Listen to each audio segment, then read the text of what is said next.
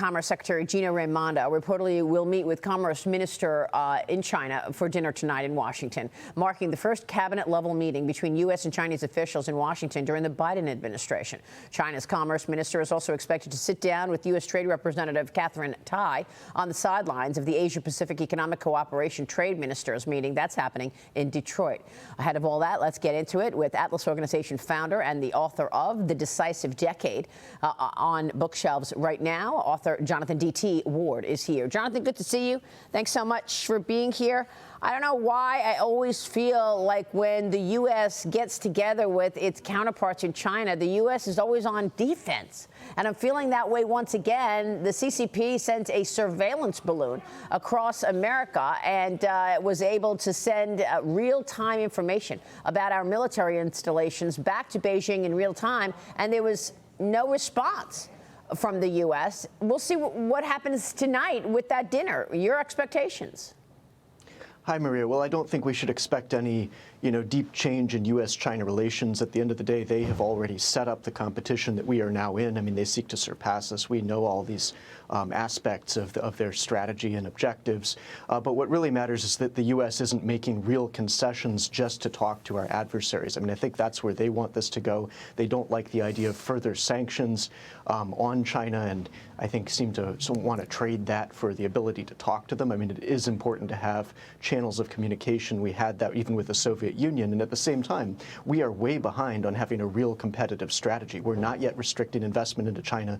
Our export control regime has a lot of holes in it. We're still allowing the trading relationship to blossom when it really should be scaling back so that we reduce dependency. So I think there's a lot of talk and not a whole lot of action, and it's very important that we don't seek diplomacy with Beijing at the expense of real competitive action, because we're very, very late to the game when it comes to the contest with China. Yeah. The U.S. has just woken up in the past 5 years, maybe. They've been working on this for 20 years, so we have a lot to do. Look at this deficit that we're looking at, $153.8 billion exports to China versus $536 billion imports from China. Given the fact that the Chinese officials are meeting with Catherine Tai today, this would be a perfect opportunity to say we are going to claw back the most favored nation status that China now holds. Do you think we'll see that? Is that one lever to pull for the U.S.?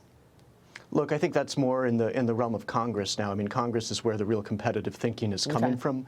I don't expect that to come up in these discussions, but it is the kind of thing we need to do. I mean, there's no reason, our exports to China seem to hover at about 150 billion, while theirs continue to increase towards us, and we need to restructure that relationship. We need to be importing from other nations, building ties with other nations that we'd like to have closer relations with. I mean, a whole lot of what's done in China could be done elsewhere if we simply had the focus, and there are a variety of different places around the emerging world where we can start to look for manufacturing opportunities and trade opportunities, investment. So the U.S.-China economic relationship is vastly imbalanced. It really always has been, and we've never taken a good, hard look at it. And now, we have to restructure that. And their basic strategy is to restructure the global economy with China at the center. We've let them get away with that in goods trade. Their companies are starting to really excel sector by sector. We now have more Chinese companies on the Fortune Global 500 than U.S. companies, and that's the game we need to play. So commerce, USTR, Treasury all need to become offensive capabilities for the U.S.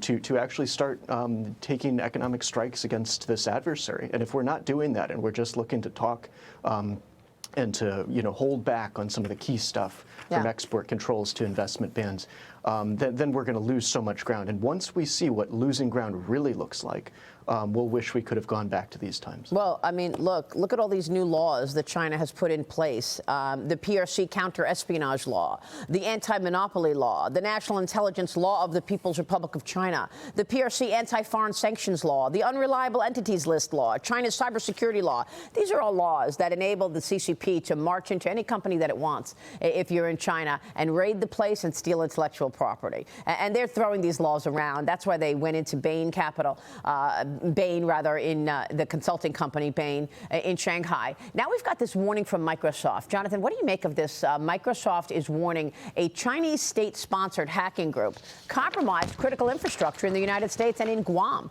with the likely goal of espionage, disrupting communications between America and Asia during future crises. The New York Times is reporting this. Around the time that the FBI was examining the equipment recovered from the Chinese spy balloon, American intelligence agencies and Microsoft detected what they feared was a more worrisome intruder, mysterious code appearing in telecommunication systems in Guam and elsewhere in the United States. Jonathan, Guam is home to 3 American bases and would play a key role in a potential Chinese invasion of Taiwan. So they're putting it out there. They're going right for our military installations and spying on them as they get their plan ready to get into Taiwan. What should be done about this? And what do you make of Microsoft reporting this? Well, I think it's good to see Microsoft collaborating deeply with U.S. I mean, this is where we want our companies to go ultimately. I mean, they are going to have to choose sides, and it's going to be moments like this where you see that the private sector is essential to U.S. capabilities, particularly in cyber and the broader sort of technology sector. But right, I mean, these Chinese hackers have gone after communications, manufacturing, utilities, transportation, construction, maritime, government, information technology, and education sectors, according to Security Week. So that's really the entire spectrum. So we're talking about a very wide swath of critical infrastructure. I mean, yes, as you've said, Guam is an essential piece of the U.S. Defensive posture in the Pacific. I mean, it's right there at the heart of the second island chain. So, Taiwan's in the first island chain, Guam's in the second, and would be essential to our response. And the PLA even released videos of attacks on Guam, a few years ago. I mean, it's always been hostile. But the bottom line is to be probing our critical infrastructure like this, I think, tells us quite a bit about what kind of situation we're in. I mean, we've always known that there's a massive, cyber attacks and sort of intrusions from the PRC have been ongoing for quite a long time now. So to see the scale of this in terms of the different sectors, I think, is an important revelation. And it's great to see Microsoft openly doing this. I mean, keeping in mind that they have major R&D centers in China. And you mentioned the laws that have been coming up. And China has always known and always conceptualized that they have American companies as one of our critical weaknesses. And I talk about this in The Decisive Decade. I mean, there's an untranslated speech, which I translated, where they lay out, American, individual American companies and sectors that they would like to target if they want to put pressure on the U.S. So, if you're Bain that's just been raided, or if you're Micron that's just been, denied the ability to sell to Chinese companies, and for Micron, it's 10% of their revenue. I mean, all of this. I mean, our companies are in there. They know that. That's a card they're going to play. They're going to keep playing it harder.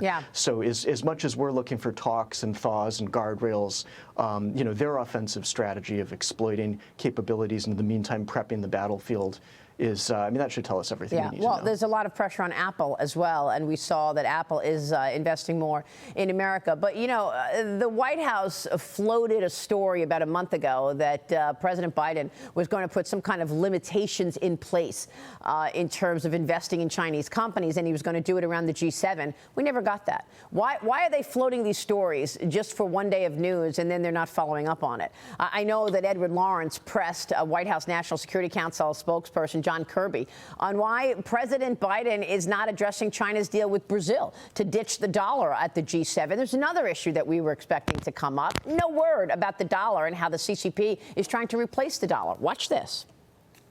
The president is confident in the strength of the dollar overseas and the basis that the dollar represents for international finance and trade.